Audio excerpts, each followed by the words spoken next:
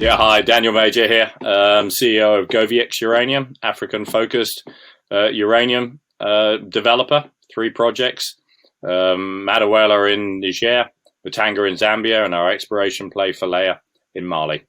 Looking forward to this discussion, Matthew. Well, Danny, lovely to hear from you, see from you, because you've been on the road a lot recently, but I've got to get straight into it. Why on earth would you go and raise $10 million in a market like this? Why? Because we have advanced our projects through some key points. We've got our feasibility study now out for the Madaouela project. Our Mutanga project is pushing towards feasibility study. We hadn't raised any money since January of last year. We'd come to the point where we had to raise some. And so, that's where we are. Obviously, the market had moved around a lot. It was a function of, going as long as we could, as far as we could.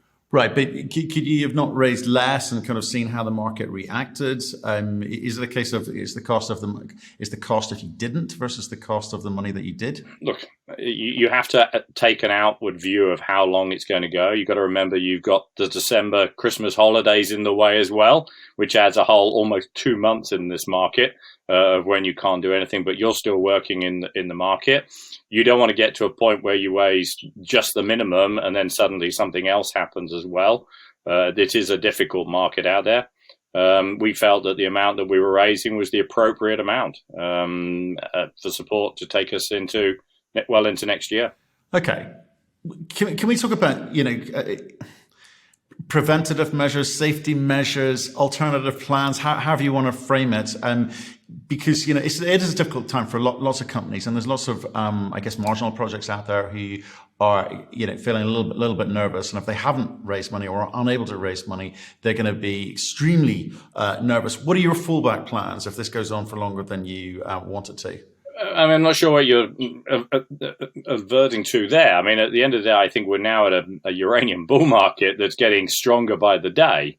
We've put that funds in. If the market was to collapse more, which hell, we'd all be struggling at that point, but then obviously we will react on our cash burn. But I think at the moment, as we look forward, everything we're seeing about the uranium market is the most bullish that we have ever seen it, either geopolitically on a supply demand, what the utilities are telling us about when they need uranium, which is fitting perfectly with our Madaouela development plan. We've got to keep going with that market, and that's the key here. Everybody understands markets in deficit, and the utilities are diversifying. They're worried about their supplies from non-Russian supply areas. There aren't many alternatives, and permitted projects like ours are absolutely at the front line, and they want to talk to us, utilities do. So we've got to work towards what they need as well. Okay, where I was going with that question was the fact that, the inevitable question you get asked a lot, which is, why don't you just merge with your neighbor, make it a bigger project, more attractive project? Because there's lots of M&A happening at the moment. Wouldn't it make sense for some of the African players to get together? It always makes sense to consider M&A. Of any kind. But, let's just think about it. If you've got 2 companies that both require debt individually, and then you put them both together, you now need even more debt. So, it's like 2 bankrupt people trying to get together just makes them even bigger bankrupt. But, and we're obviously not there. But that's the problem when you look at us, for people to say to get together, great. But then you kind of go, okay, you get together, who do you get together? Where are the synergies? Yeah, how does the valuation, that's before you even think about the valuations. Are there obvious synergies of putting these 2 companies together? Are you going to save money by doing it? If they're both development companies, which project goes in front?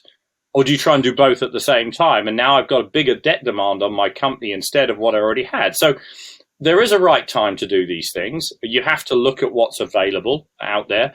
And sometimes it's just not the right time. The right strategy may be there, but it's not quite the right time to do it. And in somewhere like Niger as well, you've got the geopolitics of it. If I'm the government, for example, at the moment, I've got 2 people swimming down the stream, side by side, trying to build their mines, and they're both incentivized to build their mines. If they put their projects together, that new merged company may be in a position, well, I prefer to do this project and to slow this one down. And from a geopolitical point of view, the government might not like that. And so we have to consider that part of the aspect as well. So it's not just a simple put two things together, it makes it bigger and better.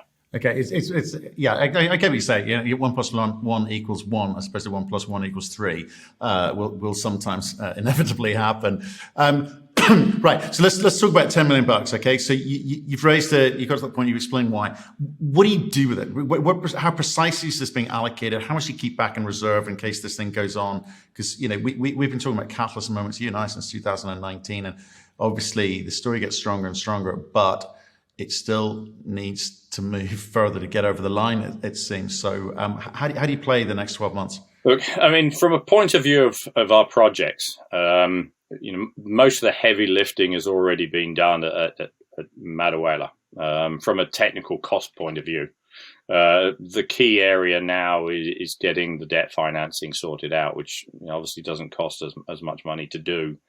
Endeavour were already appointed. They've already sent their teasers out to as many lenders as we can think of.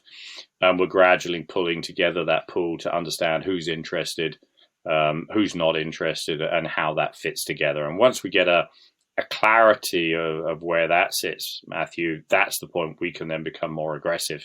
But at that point, we then have a clearer view that, yeah, this thing's debt financeable. Because we have real lenders who want to be part of the story and want to go through the due diligence process. So that's kind of what we're going to see from Madaouela as we go forward. And that's been tied to the offtake side as well. So, with the offtake, we've been kind of courting them. Again, the next step with all of them, and we spoke to 20 of them in NEI, was very much, okay, when we can see that there's a debt consortium starting to form up here, this is when we will come and have a much more aggressive conversation with you, because we can at least show you the money. Well, kind of show you the money. Mutanga, obviously down there, we finished the drilling work this year. Next year, we'll be reverting into the metallurgical test work just to verify the previous metallurgical test work, getting that to an FS level. And then we'll push all the engineering out to FS. I mean, if we have to slow a project down for the market, then we'll have to slow that one down. Madaouela just keeps moving forward. But I don't think, I don't see the uranium market being a negative at the moment. I think, you've had many conversations, and we have as well. The utilities have been looking at the EUP and they've been looking at the UF6, and it's still a very key part of any conversation at a uranium conference. Where is it coming from? Who's going to supply it? Those are our now problems. It is clear, talking to all of the utilities, that this 25, 26, 27 time zone is their period where they're going to need to deal with the problems that are out there. And we're going to see a lot more off-market conversation. And we've already seen this year, if you look at the RFPs that have been tracking out there. I mean, a year ago, RFPs were being done at 45. Then earlier this year, we were looking at RFPs getting signed off in the early 50s. If you look at the last one that was announced by a developer, was at 58 on average. So you've had a fairly sharp trajectory up. And certainly, there are companies out there on some of these RFPs who are putting in numbers like 75 out of North America. For what they think they need to get projects up and running. And certainly the feedback for us from some of the utilities is, yeah, it's moving up. It's moving very much towards where you guys want to be. And in fact, if you look at, the number we used in the FS, which was 65, that is in line with where UXC is expecting the price to be. In fact, they're expecting to be actually higher than that. So I think from a market point of view, the momentum is still very much there from a practical perspective of what we need for price. Right, but if I may come back, I get the macro, and I do want to talk about it because obviously you're at NEI and you've had lots of interesting conversations, but you've kind of got a catch-22 here. You've got Endeavour Financial bouncing you around, talking to debt providers. I assume some of these, or a lot of them, are going to be generalists, not they have not invested in uranium projects for a while, if they ever have. And then you've kind of got the utilities going, well, have you got your debt sorted out? Because I need to know, before I give you something, you're going to need to tell me you've got the finance in place and this thing can be built, right? So there's a kind of catch-22 going on there. Can I start with the finance guys first, though, because they are surely going to be relying on utilities okaying your technical assessment of your ability to get into production, because the finance guys are not qualified to do that. So what are the things that they've told you they need to see in place? All right, let's take this through step by step. The guys who have the technical ability are actually the lenders, not the off-takers. So the lenders. And the reason for that is the reason for that, the lenders, as part of any lending package, will appoint independent engineers. So an independent engineer will be appointed by the lending consortium in any project financing. They'll also appoint the independent environmental engineers as well. So we get two sets. So we have going in front of us, once we get that consortium, a substantive part technical due diligence that has to be done. The lenders themselves aren't technically going to be doing it. It's, and we've appointed already the independent engineers for the lenders. That's done through Endeavour. When we already know who the environmental. So when the lenders come in, they are being provided a substantive technical review of our project that says this can work. We've gone through every single part of their feasibility study. From a technical perspective, these are the risks, these are the issues, and for the environmental. Okay, so the lender does have a technical. If you look at the off-takers themselves, they come at it from a different perspective. Some of them are very practical and have an understanding.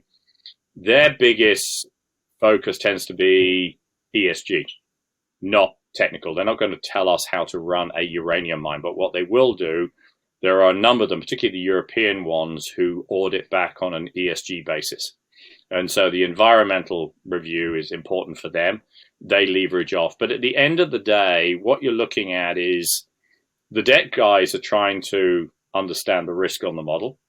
You're having the conversation with your off-takers where you're saying, all right, this is the price I want to build into my model. Will you fix me at this structure?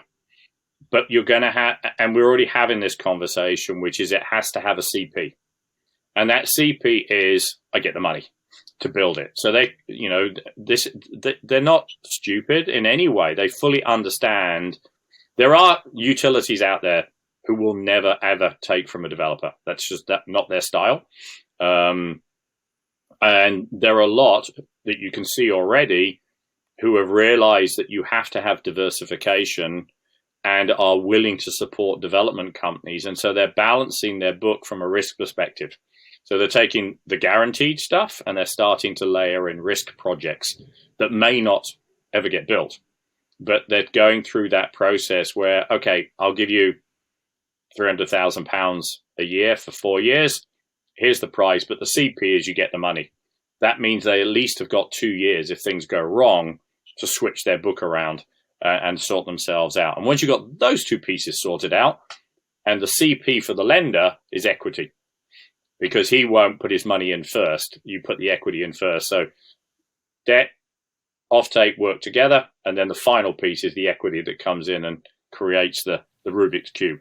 But I'm always intrigued by this. Like I've sat that side of the fence, right? So I've sat on the sell side and the buy side in terms of M&A, and the competent person. There are competent people, and there are competent people of varying qualities, and depending on the lender's ability to kind of stomach or suck up a big cost, which they may not get chosen to, by you. There's, you know what I mean? It's really, really important that they get the comfort that they want. But how, given the shortage of skills, people who've ever built uranium mines, I just wonder how many skilled engineers or others, competent people, are out there who can say, well, this one's a good one and it'll be fine. So how do they get comfort? They're not all using the same firm, presumably. They're using the people that they've got to select themselves and feel comfortable with, right? No. I mean, there are companies who specialize in doing the due diligences for banks. I mean, that's what they do, and they're very good at it. And they have skill sets that are doing it. And there are teams that, this is what they like to do. And so, we went through that process. We went, and we end up choosing it, but we end up paying it. But there is a point very soon, once the lenders come in, they're independent from us. We're paying their bill, but ultimately they're independent from us. As you know, the lender, they will deal directly with the lender. They'll come back to the company and say, look, here is my review. These are my issues. Can you clarify? and then they'll go back. So they are truly independent of the process, and that's why you've seen us as well working with things like getting our ESG report out, because that's an important part of what the lenders want to see. It's not just, I can build a mine. It's, okay, have you got all the systems in place? Not just, can I get this widget from here and this truck from there, and is it going to cost that? But, you're a developer. Are you going to be in a position to become a producer as a culture and as a people? And how are you going to get from this little team to suddenly having 600 people on a mine? And you've got to prove that to them as well, that you're in that process. And so that's a major part of what we're going through at the moment. Yeah, and I just wondered, is it because it's a development play? Clearly, it's uranium. Not so many people capable of building that. I just wondered, in terms of the risk allocation from the lenders to a project like that, given the commodity we're talking about, does the money cost? Do you think the money's going to end up costing you a little bit more, or are there going to be a few more clauses in there to kind of protect themselves and the way that you draw down the capital? I think from the environmental risk point of view associated with the product, clearly there's going to be things in for that. But that's part of what we have to do as a business anyway, Matthew. I have to design a mine that can produce uranium safely and environmentally and operationally, that doesn't impact its community, that has a process of shipping its product, that product is to specification for its end users, and that we have a very clear line of sight to where we deliver it to, and we have in place all of the systems for that. And so, yes, it's uranium. It has its inherent risks, but as long as you can show that you've built those risks, and that's what I'm saying as well. You're starting with this little kernel of a team, and you've got to go to this great big thing. And a big part of it is actually about building your processes, your systems that are there, so that people, and culture, there's a thing that we're kind of building very culturally: plan, do, act, check, and that's very much part of what you're trying to do, is that, at this early stage, everyone is understanding how to do a risk assessment of their own areas, how they operate, so that, okay, that's fine when you're this big, but now suddenly you add another thing on it. Okay, the team's got to just take that on board and say, all right, I can handle that. I can do my plan, do, check, act on that. I now build out the system that handles that stage, and so on as you grow and you become larger. Yeah, look, I get that. Okay, processes and systems, very, very important for you to demonstrate, because I've long advocated for African uranium producers, because they've long produced uranium, and it's, in terms of permitting and licensing, it's quicker, and it seems a much more simple process. No shortcuts, just a simpler, more important process to, like in your case, Niger, because of jobs, tax, all of those wonderful things. But the flip side of that is it's Niger, so you've got lenders need to get comfortable with Niger. You're going to get lenders need to get comfortable with the kind of commodity component, and the associated risks. So I just want to get into the bit where there is not hair on it, but there is additional time and effort required on your part to kind of get people over that hump. And I just wonder if there's a kind of, apart from time, is there a kind of cost to that? Do you get penalized in any way? That's what I'm trying to get to. I don't think you get. Okay. I mean, look, your insurance risk premium for being in Niger is going to be more expensive than your insurance risk premium being in the home counties, and it's not actually. I mean, PRI for Niger. That's the UK. That's the UK for. Yeah, I mean, PRI is, last time we looked at it, is 100 basis points for Niger. So, that's kind of the scale that you're looking at. I mean, it's not massive in comparison. The other thing that we've talked a lot about is using export credit agencies as well to provide that insurance coverage that comes over and protects. I mean, there's a lot of emphasis for Africa. I mean, you've seen the U.S. government now trying to source its critical minerals out of Africa, and then trying to put support lines down and say, well, hell, we've got to get these minerals from somewhere. We can't do them all ourselves, and we're reliant on China. Okay, so you're seeing an emphasis there. UKEF is putting a lot of money into West Africa, or trying to support projects into West Africa as well, because you're trying to get this sort of Africa on the west side rather than the geopolitics of where it can go. And you've seen some of the Wagner stuff going on, particularly in places like Mali. So no, there are, ways of layering in insurances and structuring. Look, Matthew, we recognize this is uranium project in Niger. It's not a car manufacturing company in the home counties. It has a different risk profile. But there is always, it'll cost you in the debt. It'll cost you in the financing as a relative term. But that doesn't mean it's not doable. No, I get it. I just want to explore and sort of dig down just a little bit in areas that we haven't really talked about before. Because you're down to the last few yards, right? Okay, so I think that these are kind of fair questions and stuff that you're probably wrestling with or dealing with. Oh, absolutely. I mean, I think the two good things though for us, don't forget, we're in Niger. Well, you can put the negative side on it, which you kind of hinted towards, but the other side of it, it's a uranium mining country. It's produced uranium since the early 70s. It knows how to do it. It's a government that's totally supportive of it and is trying to grow, and it's a Western-looking government.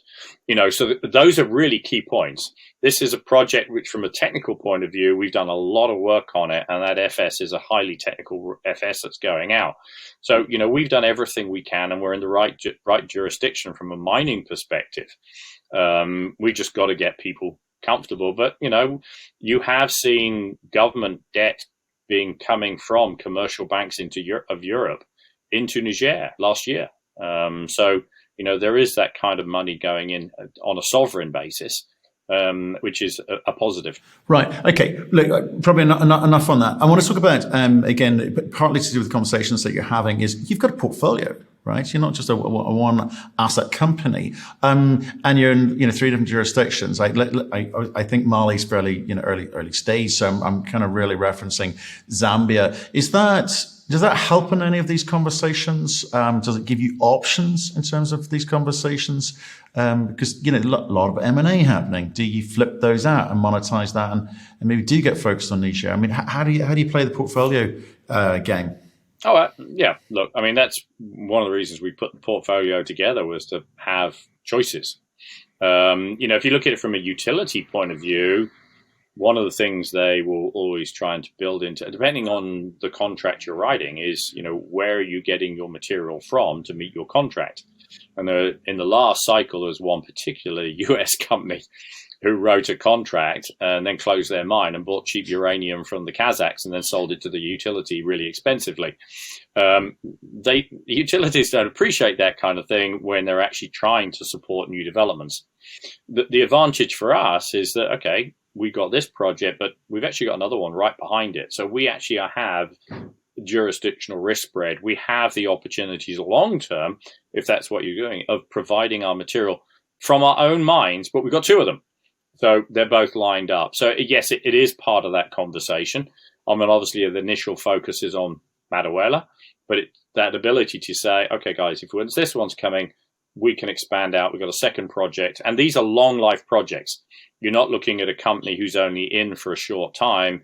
Niger is 19 years. Mutanga is 11 years to start with. Both can be expanded. Right, but not now. You've just raised some money. You're moving Madaouela forward. Mutanga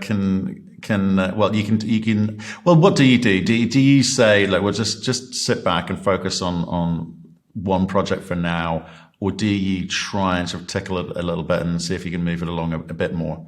We're moving Mutanga along. I think you have to add the value to it. As you said, even if it's an M&A play, it's worth a lot more in an upgraded position than it is now. If you've taken risk off the table for somebody, that could bring in a partner for us, or it becomes an M&A transaction out or something, who knows? But you've got to add the value to the property. Sitting on it doesn't add value. No, it doesn't. Okay. So you're at the NEI. You're obviously having conversations about yourself. What conversations are you having about the sector as a whole? What clues were you getting from the utilities? What comfort were you getting? As I say, the key messaging out there is they realize that there is a deficit in front of them. the messaging is from the majority. There are a few contra guys. Is that the uranium price is going higher? They are the whole Russia embargo issue is a big concern. In some cases, while there is no federal block, there are now a number of states who are blocking. So utilities now have laws against them buying uranium from Russian sphere of influence. New Jersey being one of them, which have now changed its law, so they can't buy, which means you've got to find from somewhere else. There is an uncomfortableness of only really having 2 or 3 people to choose from. Therefore, Africa is very much becoming part of their look-see. The other side, which continues to be the biggest concern at the moment, is, as we just said earlier, UF6, EUP. Where's that coming from? And we need capacity in those areas. And then I think overall a comfort level that nuclear as a whole is becoming much more mainstream, slowly but surely, and that around the world, it's going to be more supportive to them individually going forward. And if you're looking at the US guys, there are companies looking to get into M&A on nuclear reactors, buying more of them, building more of them, considering life extensions more on them, because those are the way. And then SMRs obviously are very much part of it. And you've seen how well supported they are under various packages coming out of the US, either by the US government or some of the utilities getting involved. So I think, those are the key messages that are coming out that are sort of saying to everybody, yeah, it's going forward. It's as good as we've seen it for a long time. We keep moving forward with it. Right. And what do you say to your shareholders about your share price? And how you feel about your ability to perform, your ability to insert yourself into this sort of next tranche of developers, all shouting at the market and saying, look at me, we will be able to deliver, we will be the next cab off the rank. You feeling confident? Yeah, yes, I am. I think we did a really good job on our feasibility study. I got a lot of confidence with Endeavour and their ability. They've done a fantastic job before on projects. I've got Chris Lewis, who, until I've actually went to a number of the uranium projects with him, conference with him, I didn't realize how well he was known in the industry. So we have an absolute top class guy out there and selling our position on the uranium and getting us out there. So no, I am. I've got a government who is very supportive as well. And I think these are all the key things. We've stuck very much to the process of doing it right. I put an FS out that can be built. It's not an FS that, looks good because it's in the market, but then I'm now going to go and do a shed load of work to make it happen. And our numbers are up to date. Remember that as well. We have just updated it. There's a lot of projects out there who are dated and have got to go and come back with their numbers and explain where it's going to. So, we probably in an absolutely great position now, Matthew, and we're still targeting end of next year to pull it all together and get ready to go for construction. That's our target, and that's what we're working towards.